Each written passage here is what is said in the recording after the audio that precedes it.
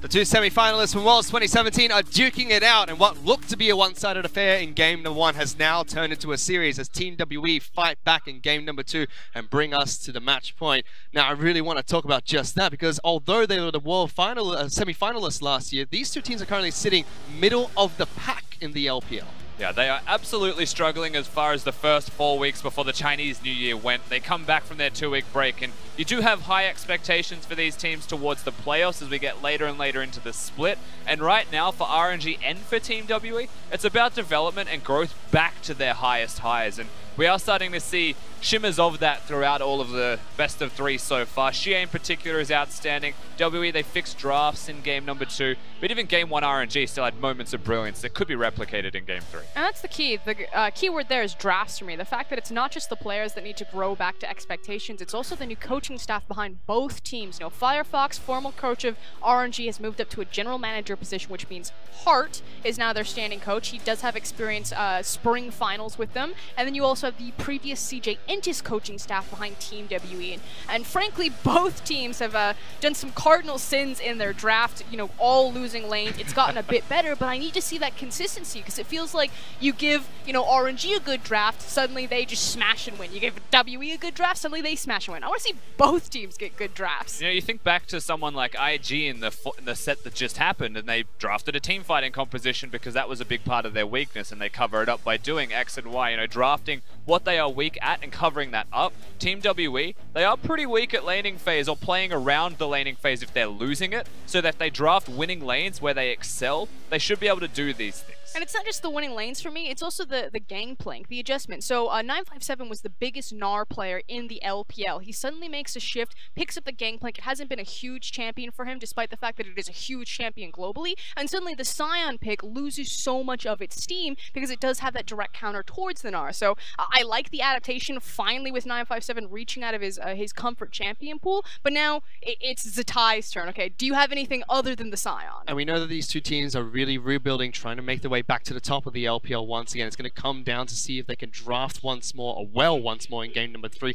but they have the star talent. I mean, you look at RNG's roster, you can't name 5 better players in the LPL at the moment. You take a look at Team W, yes, they still have a bit of their core, but with Zero coming back for game number 2, he looked pretty good in that match. If he can continue with that form, WE might have a roster if they can work around the new jungler. Yeah, it does feel like Zero is the difference right now for them, and that does actually weave through the draft and why we're mentioning it so much. Caitlyn and Shen should not exist, or at least be contested by RNG. I actually think the Sion's going to completely disappear into the next game. Well, it's come down to game number 3, the final match in the match of the week. Let's send it over to our casters to take it away.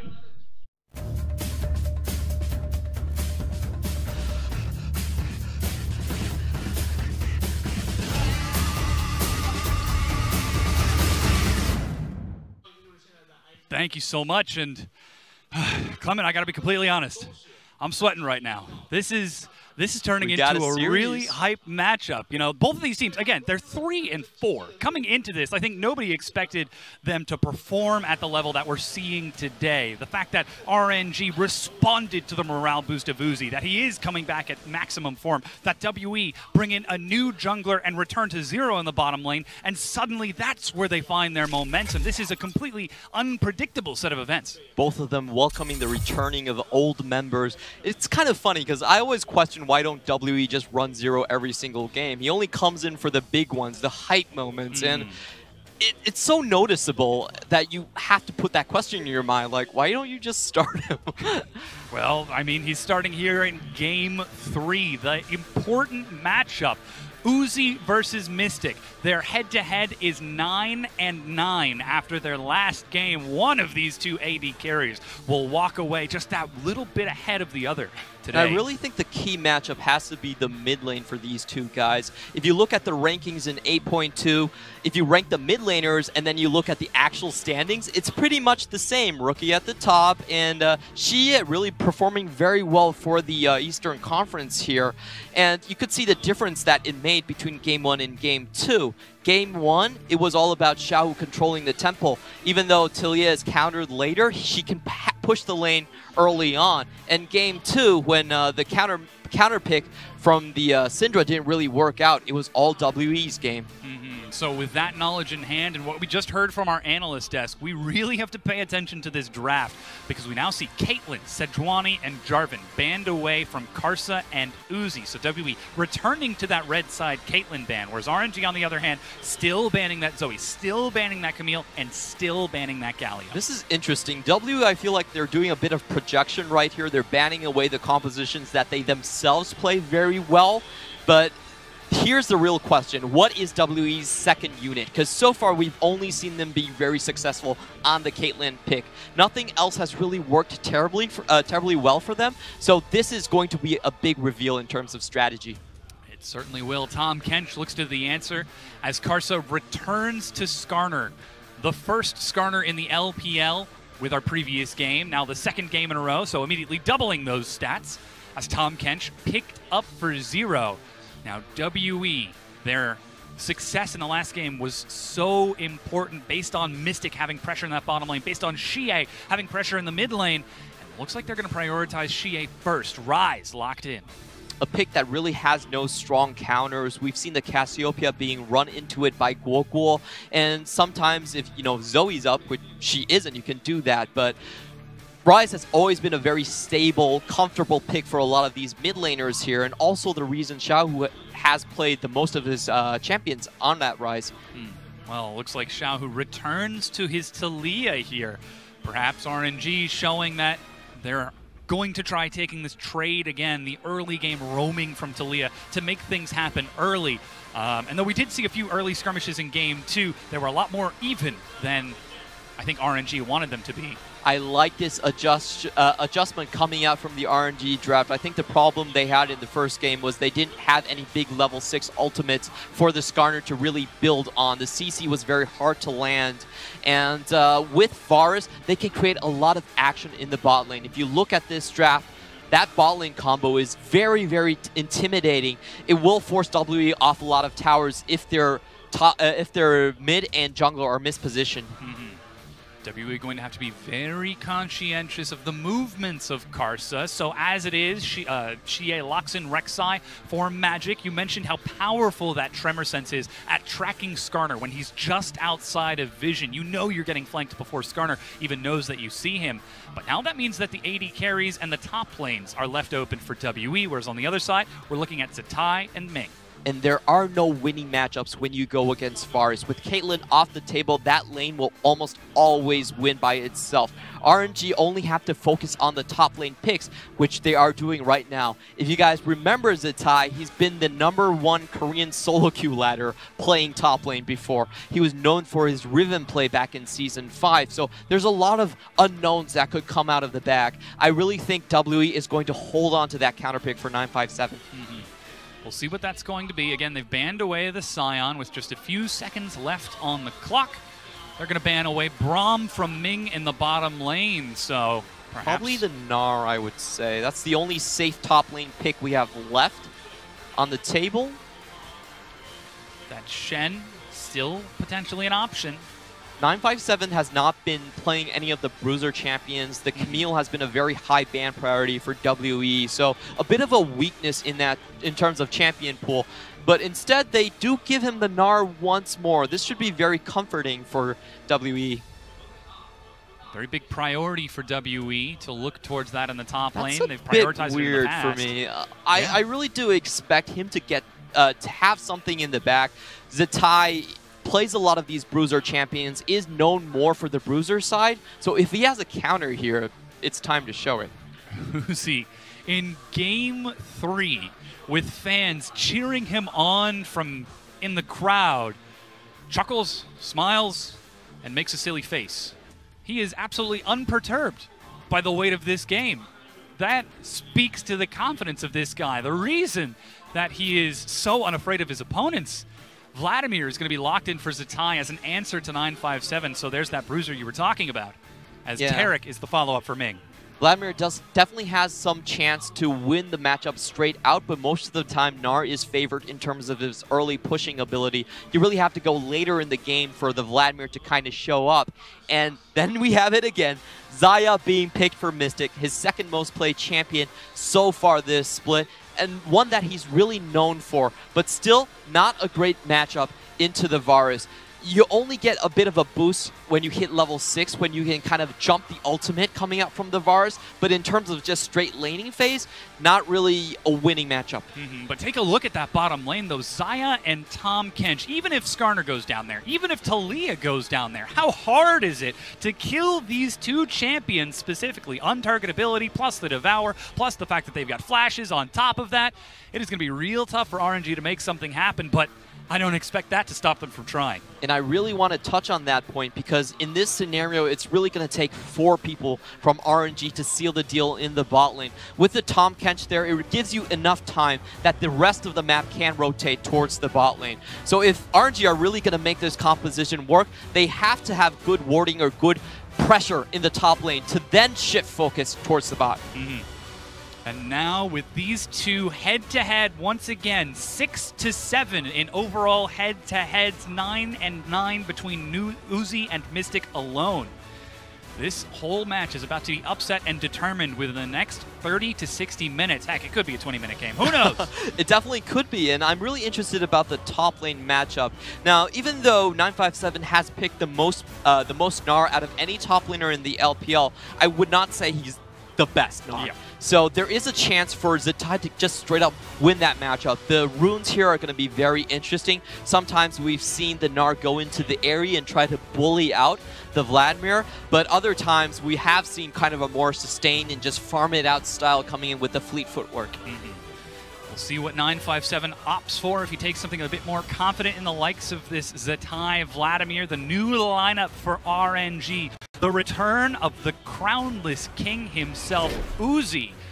And what better way to start off his 2018 year than with a win against longtime rivals? What's interesting to note here is that RNG's composition can actually teamfight W's composition quite well. They do have a bit of a range advantage with the Taliyah poke and the Varus. So all the other members really need to do is kind of play frontline, and they do have a 5v5. This isn't like game 2, where if it goes late, it's strongly in W's favor. Well, knowing that that's the case, we'll have to see how these lanes play out, if either of the teams are able to take an early advantage or if we get an extended laning phase like in Game 2. But you did mention the strength of that Varus, how strong he is in laning phase. Put a Karsa, a Skarner behind that. Are already quitting the 2 in my head. And that just adds even more threat. Here are those masters you were talking about. It's airy, coming out from 957, not precision or fleet footwork. So 957 definitely feeling confident in this matchup. Let's see how he does against Xiaohu, because they left that Gnar up for a reason. They definitely know that he's a Gnar player. If they're going into this matchup, I would expect them to kind of evaluate it that Xiaohu is stronger. Now we see the leashes for both of our junglers on the bottom side of the map, as is standard. Magic gets the final auto attack before being launched in, but like we said, that Skarner is just so fast. You know, we followed his pathing in Game 1, and he did go for the 2 full clears for a second level 6. This is different. But WE were on track for that. This time, like you said, seems like he's not going for the full clear. Yeah, he definitely has a chance to go for the first gank onto the top lane, and that's something that Skarner actually does very well right now, just because of kind of the blasting cone. You can show up right next to the Gnar, and we can see 957 definitely very aware of that possibility, places an early ward to kind of deter that. Karsa decides not even to step into the river. He turns towards that Gromp instead, and doesn't look for that very early gank up top, as level 2 is picked up by Mystic and Zero first. Uzi ticks over level 2 along with Ming and immediately follows back for just a bit of harass. So again, these two are playing with their everything right now. Snare and just a bit more damage onto Uzi, as they're just butting heads here in this laning phase.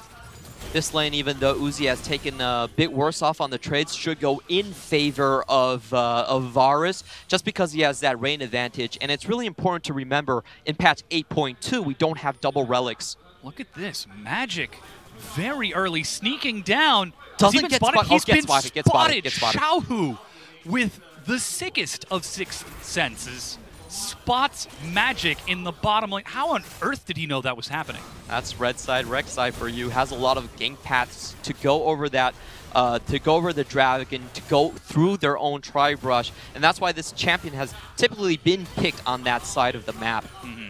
Still, that bottom lane from Uzi and Ming, nice and safe. The wave balances back out. They tick over to level 3 to match that of Mystic and Zero, and that enables Karsa to step into the river, though. Can see that Scuttle Crab has been taken, just places a ward on top of it as they swap that vision on that side. And we are seeing the lane advantage come out for Varus right here. Remember that Taric does have sustain abilities to keep them pushing in the lane. However, they do need to be very careful about Rek'Sai gank paths. Oh, the flash. He's stunned, but he still manages to catch the Taric. Flash is ready. Heal for the movement speed, but he's knocked up. Ming could be giving up first blood, and he does give it up. First blood locked down by Zero as Mystic escapes the ignite. And WE, ooh, looking to retreat, but Xiaohu is down here. Knock up onto Zero. You kill my teammate, I will kill you. Who are they going to give the kill over? Why am I even asking? Oh, Karsa. Whoops. That's actually fine. Okay, all right. It took a lot of time, but Skarner is one of those picks that if you can snowball properly is actually very strong. Look at this, the bait and switch TP teleport as well. Coming in. Magic is not quite able to catch up with the knockup, but Xiye follows through. Uzi goes low, and Xiye gets another kill, 2-1. Great play there from abusing the roam from Xiaohu. Basically, they caught Uzi completely off guard, and a bit of greed coming there. The mind games between the two of them. Mystic using himself as live bait to pull Uzi in. This is knowledge that you only get from playing a specific opponent over and over and over. That months of history go into learning. And Xiye once again opening the starting salvos for WE, getting that kill on the map. This is setting up to be another good game for him. Certainly is. That first kill, even in CS. Xiaohu only with the assist. Could be a little bit more of an opportunity as Magic, he's even roaming up towards the top side. This is a completely different game 3. We've seen 3 different styles from him.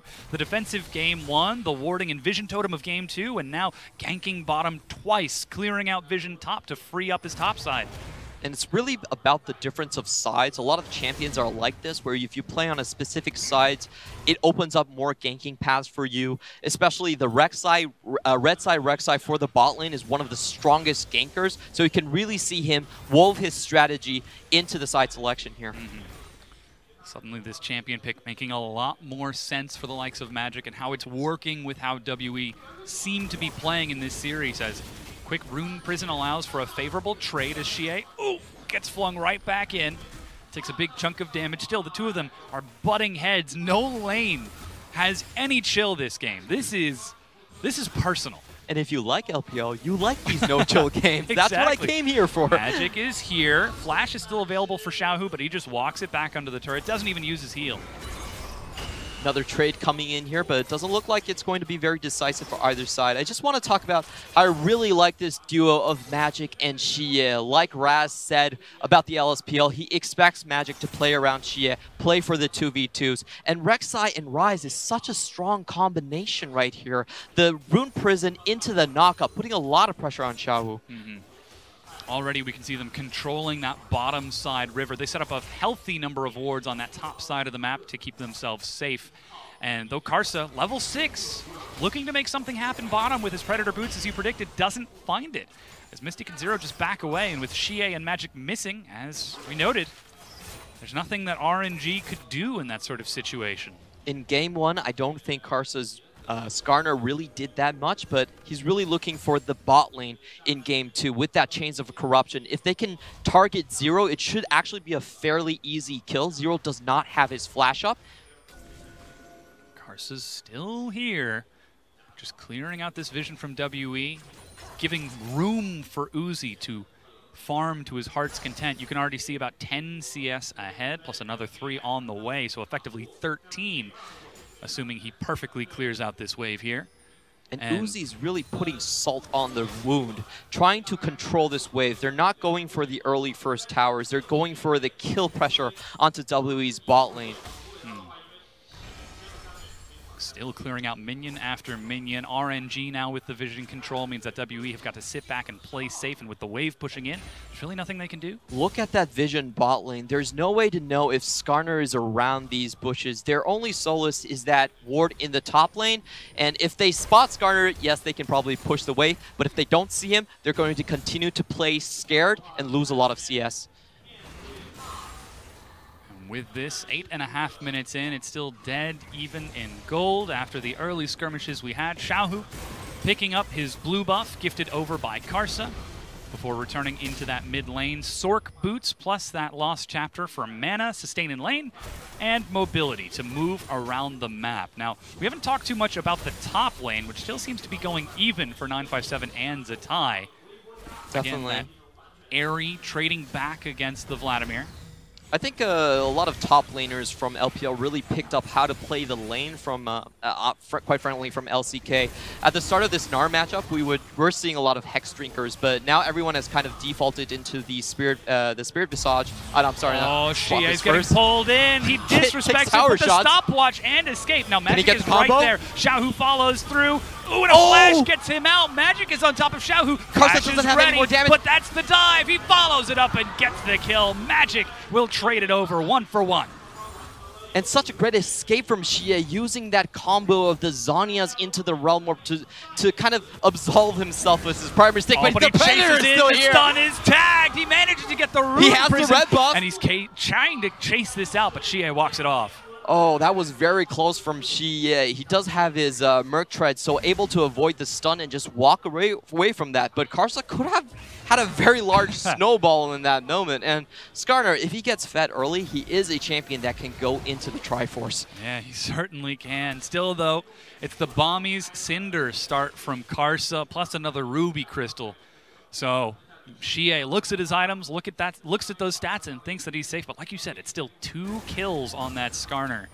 With all of that vision on the junglers and the skirmishing in the mid lane, 957 continues to push into Zatai. Bottom lane stays just about even with Uzi, still only about 2 minion waves ahead.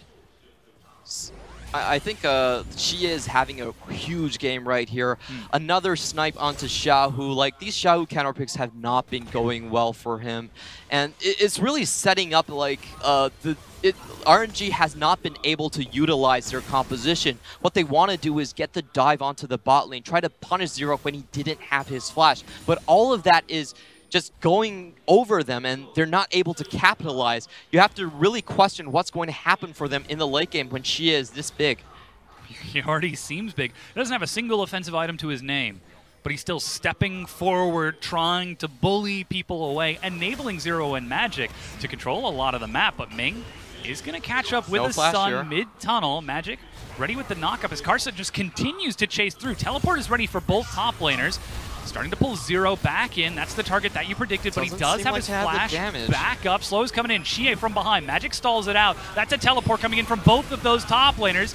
Cosmic Radiance denies the damage as Magic goes in. Zero with the save, but Hemo Plague is going to be denied. Uzi misses the Chains of Corruption, but catches Xiye. They're trading. It's 2 kills, 1 for 1. Make that another as RNG continue to chase forward. 957 bounces, but Ming with the stun. Double stun. The prediction gives a triple kill over, and they're chasing on to Mystic.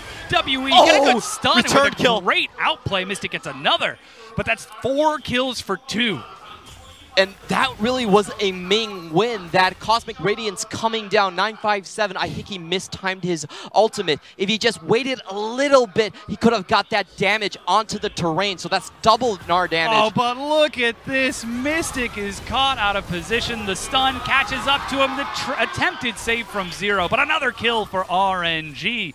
And as we just saw, we celebrate the wins and the losses. Zatai, congratulations on your 1,000th win in, death in the LPL. Congrats, I guess. Yes.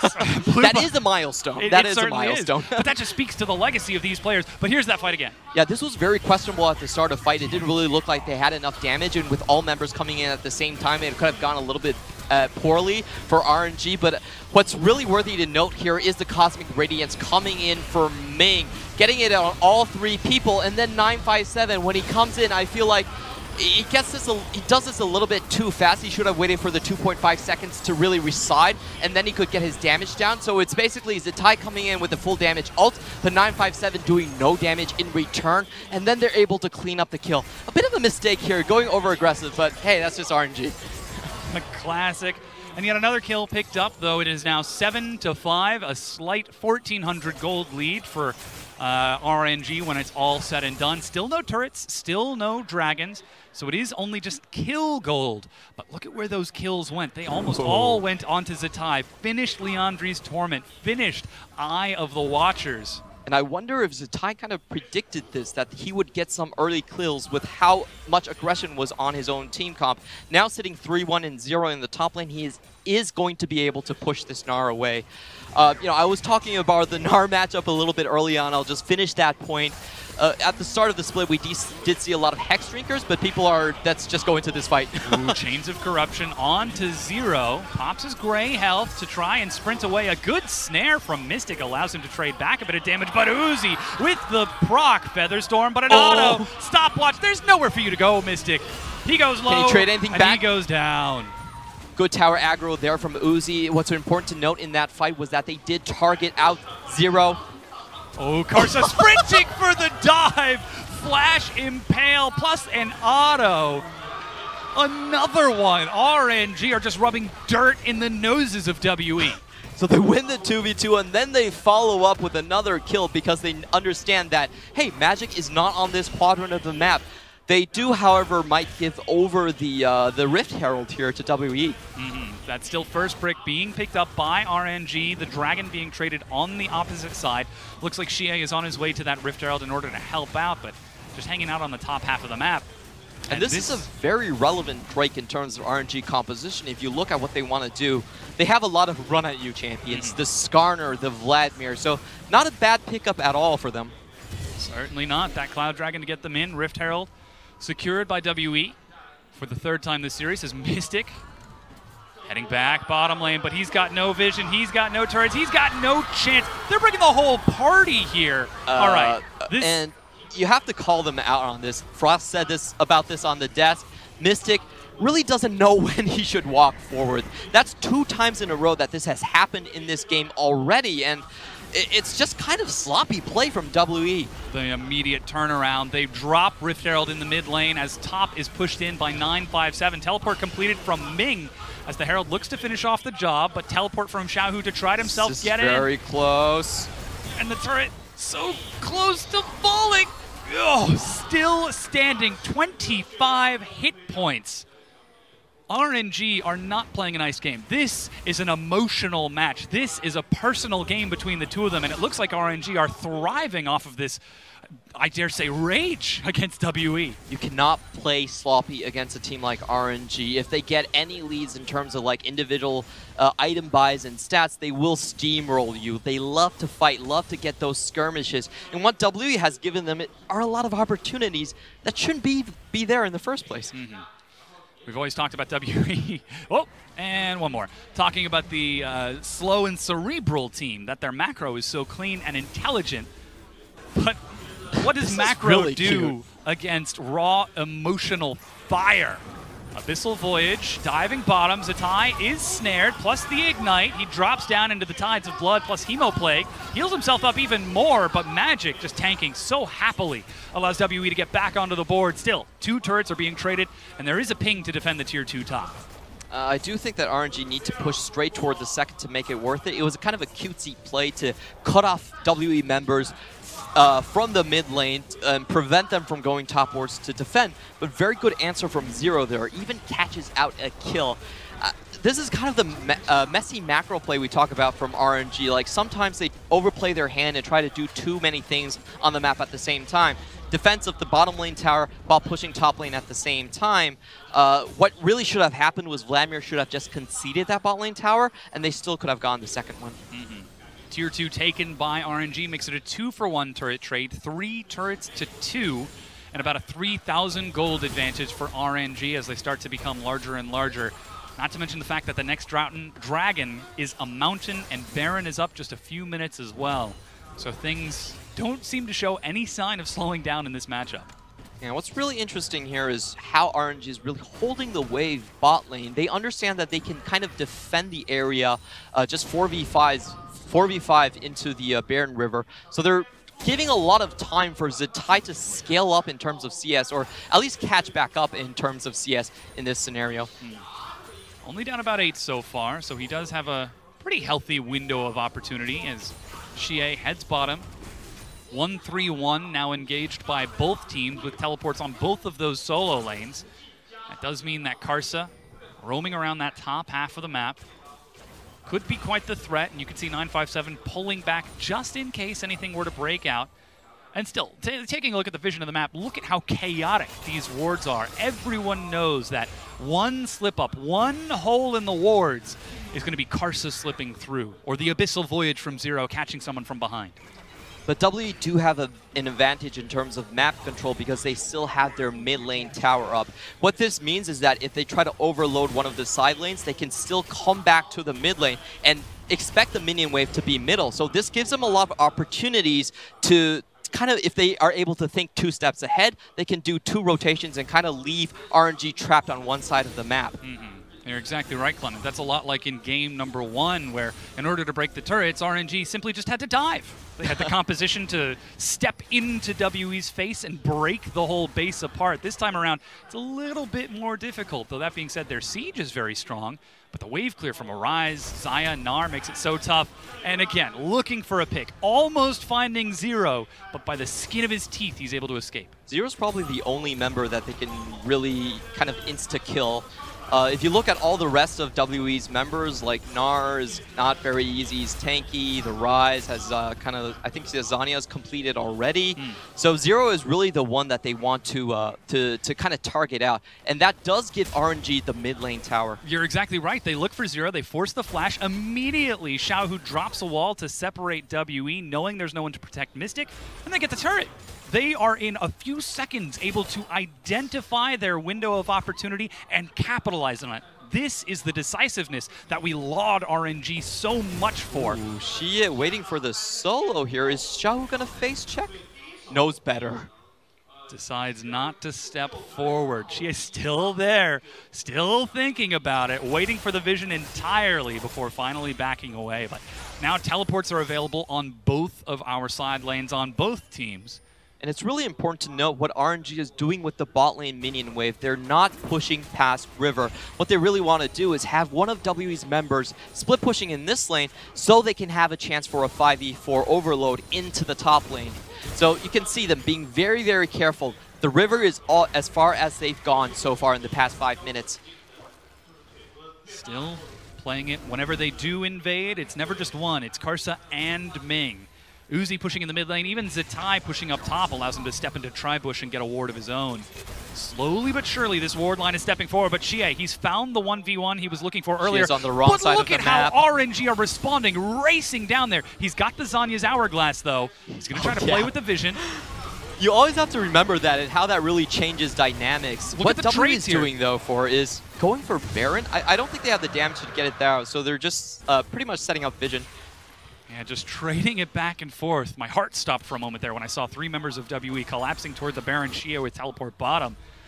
RNG very nearly punished there. Oh, they managed to catch Mystic out of position. How did that even happen? Flash Predator is on, Righteous Glory. They even tag onto Zero, immediately diving towards him. Karsa soaking the aggro happily. And with those 2 members dead, another turret will fall. So many mistakes. That's not supposed to happen when you're playing Xayah. You have your ult, you have your flash. Even when Karsa uses his Righteous Glory, you should be able to avoid that. They're continuing to chase it forward. Xiye is stunned. He drops down the Zhonya's, but there's nothing to save him. 957 so far away from Mega as RNG, 4 members swing into the mid lane and tear it wide open all the way to the inhib. 2 consecutive individual mistakes coming out from WE, and this is going to cost them dearly. Now they're going to have to check into their own red side jungle, or else RNG is going to take the Baron for free.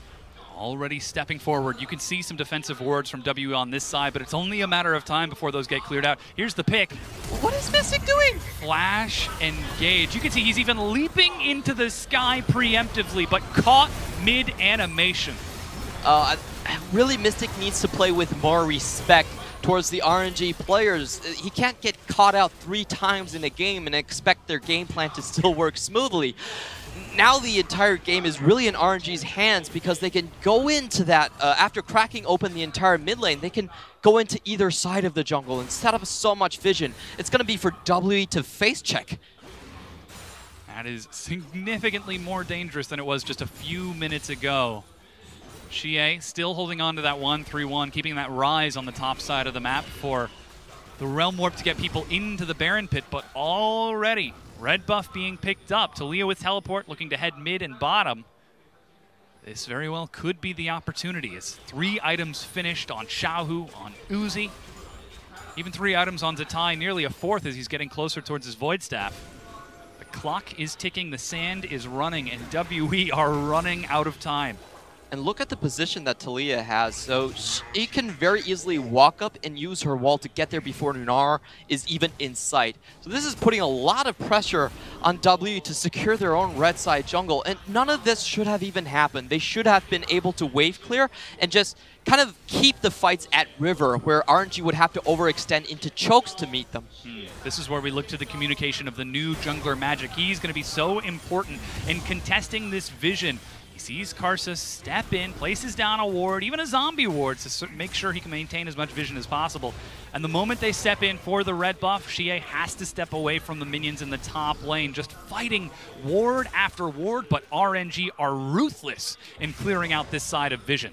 It's just so easy for them to do as well. They have a lot of pick potential here, and you can see even 957 with all that magic resist cannot deal with Taliyah one-on-one. Now, Blue Trinket is available for Mystic, but Baron is already down to 2,500 health. No they chance finally here. see it happening, but RNG, clean as you like, take the Baron. And then Taliyah going in for another pick onto Mystic. Mystic is on the correct side of the wall, though, but the rest of his team is not. Flash stun from Ming. Mystic Double takes stun to the skies, but he drops down into the peltered shots. You can see the pull onto Magic gets him into the shot as Uzi looks to finish this game off. Xiye trying to buy time as best he can, but all of the pings are on the Nexus. RNG have got one thing on their minds, and it's evening up their rivalry against Team WE. Karsa's not going to let Xiye go. She is the only one alive with wave clear right now, so RNG trying to finish on this push. They're racing forward, 957 flashes, but it's not enough. Hemo Plague onto 0 as he's flung out of the fountain, and the red-hot fire of emotion for RNG turn on to the Nexus, and WE are unable to stand the flames. Welcome back to the LPL Uzi.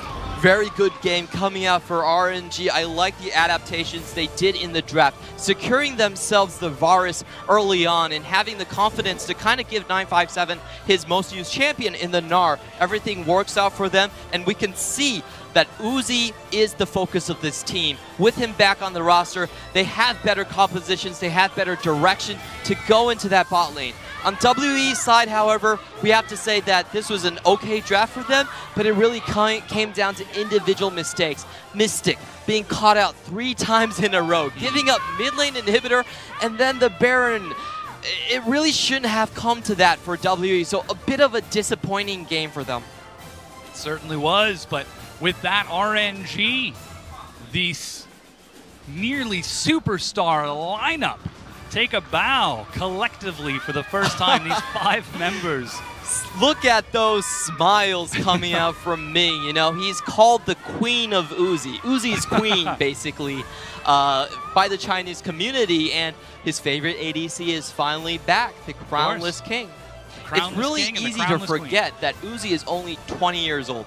He's been playing since 2012, has been good since 2012. Still one of the best laners in the LPL, and giving a new breath of life to this RNG roster. Absolutely. We can see they decided to take their New Year's break very seriously, coming out swinging. And I think we also do have to commend WE, because they stepped forward in Game 2. In Game 3, despite some mistakes that they made, we saw that they were still playing the high-level games that we expect from a roster of this caliber, from a roster with this much experience, despite their new jungler, despite the return of 0 in the bottom lane.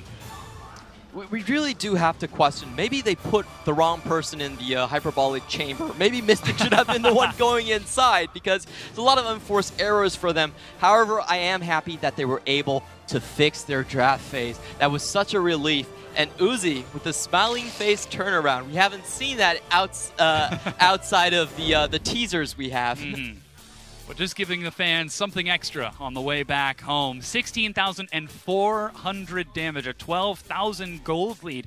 Nearly every single game ending in, actually every game ending in under 30 minutes. A swift affair all 3 times.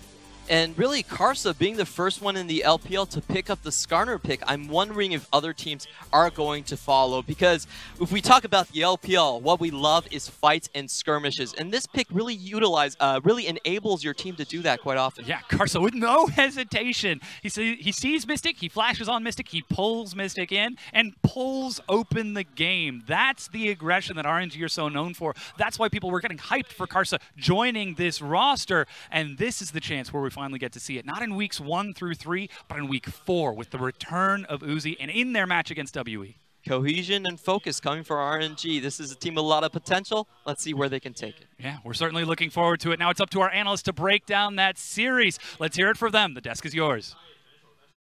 Thank you, gentlemen. And something that we were super critical about the entire series was the draft phase between the two teams, especially for Team WE. This time around, seems like both teams knew exactly what they wanted to do. Beautiful draft. This is all I wanted. I just want a best of 5, just like this. Like, game 1, game 2, scratch it from the record book. To me, this was a best of 1 that ultimately what it came down to. Both teams had great drafts. I particularly love the Skarner and the Taric combination. Rusty, we were talking about this a little bit during the break. Yeah, it's pretty much guaranteed that you're going to hit one stun, and if the first stun hits, the second stun hits, and then there's a third one to follow, right? Skarner, when he's got the ultimate, he'll flash or lock you down. Taric can also then follow up with the stun, and Skarner can then have time to press his E, hit the follow-up stun afterwards. And the composition around that was also a pit comp with the Varus ultimate being available to them, Taliyah with the fling as well, and then the Vladimir was just running around with early kills. He was there for damage, and that actually added a lot to the final composition. Yeah, and then on the other side, Team WE, the fact that they see the Skarner priority pick, they've got the Tahm Kench, we know it's going to be the Xayah coming out of Mystic. It's his go-to champion when it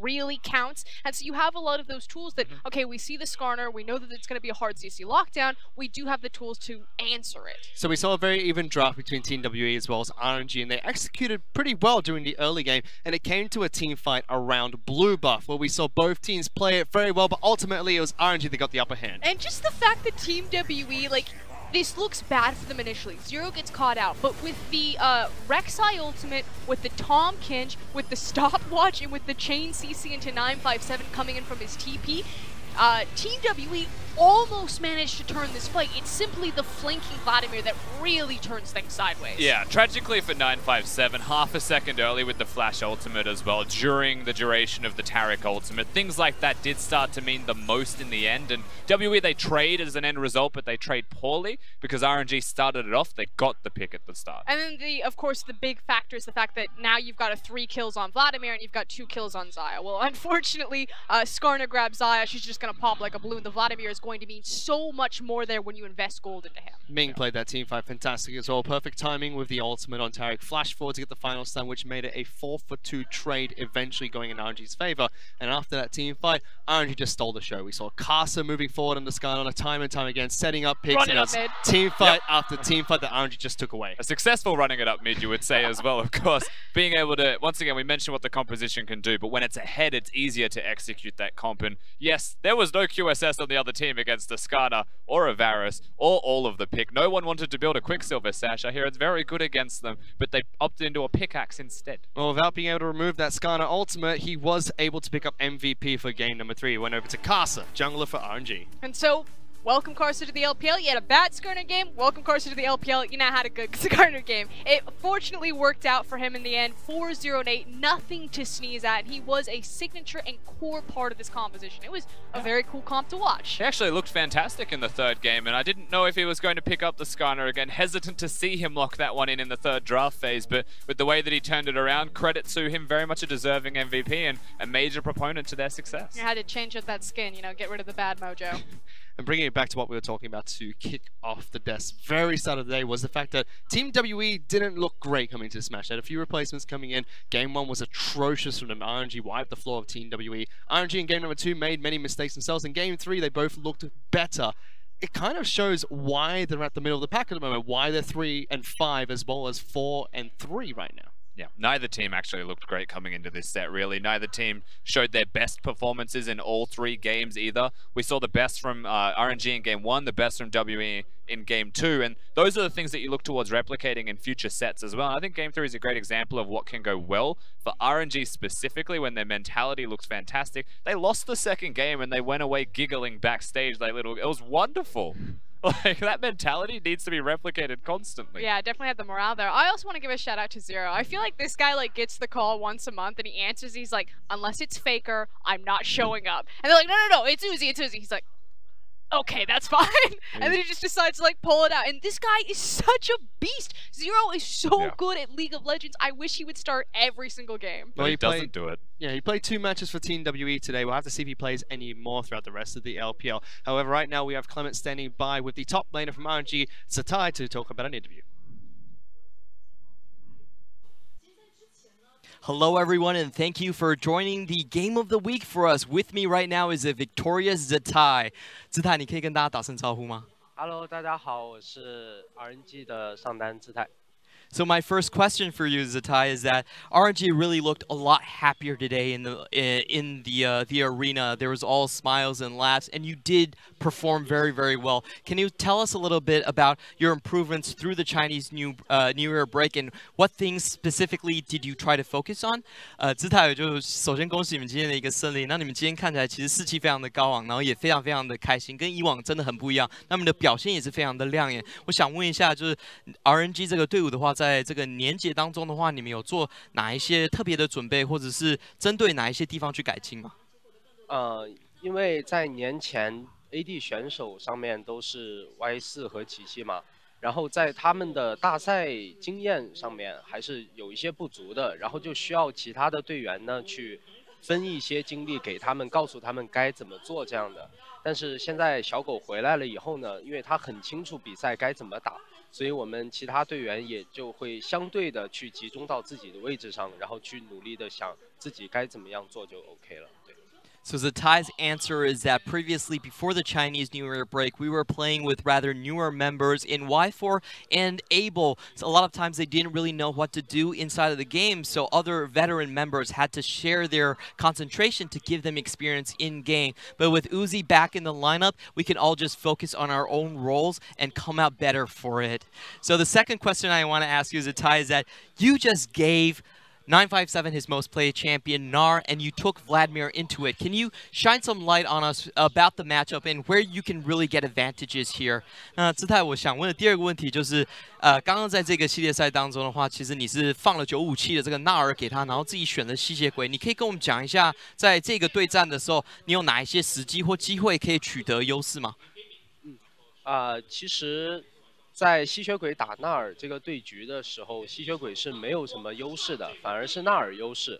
对，不过在第1局和第2局打完以后，我觉得我今天的手感还算不错，所以我觉得就算我去选劣势英雄去对抗他，也是可以，就是让我自己很好的保持发育。然后吸血鬼打纳尔呢，就是发育起来的团战，吸血鬼是一定会赢的。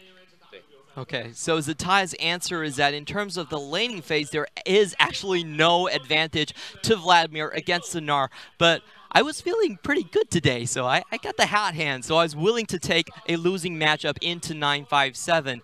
As for why you would pick the Vladimir matchup into the Gnar, it really does come down to the late game team fights. You have more impact and damage in that type of scenario. And finally, I do have to bring it back to the Uzi question. How has he really changed the call or the morale on your team, and how and what is the kind of perfect roster do you think? What is the perfect roster you think for RNG? 就最后的话，我还是想回到就是一个小狗的问题，就是你觉得他对你们的这个士气跟团队上面最大的一些改变是在哪里？然后你觉得最佳的一个 RNG 阵容大概会长什么样子？因为现在包括上路打野，就包括说 AD 上都有替补选手嘛。然后最好的阵容，我觉得可以根据对手来变换。对，然后小狗主要给我们就是因为这个人，他给我们带来了很高的士气，然后还有其他的一些东西。其他的一些东西是什么？就比如技术上面啊，然后包括说可以让每一个人去专注到自己的上面。 Okay, so Xayah's answer is that the best roster for RNG really depends on their opponents. Sometimes they can swap players around specifically to counter their opponents. And for Uzi, it really does have to do with the morale boost that he gives to the team, and also his mechanics, and also the focus that other team members can now have, like he said previously in the question. Thank you guys very much for this interview. We're going to throw it back to the analyst desk. No, thank you, Clement, for actually having an interview and not just talking about one with Tatai. But Tatai, he's been around for ages. He started off this split on IG in their initial loss against RNG.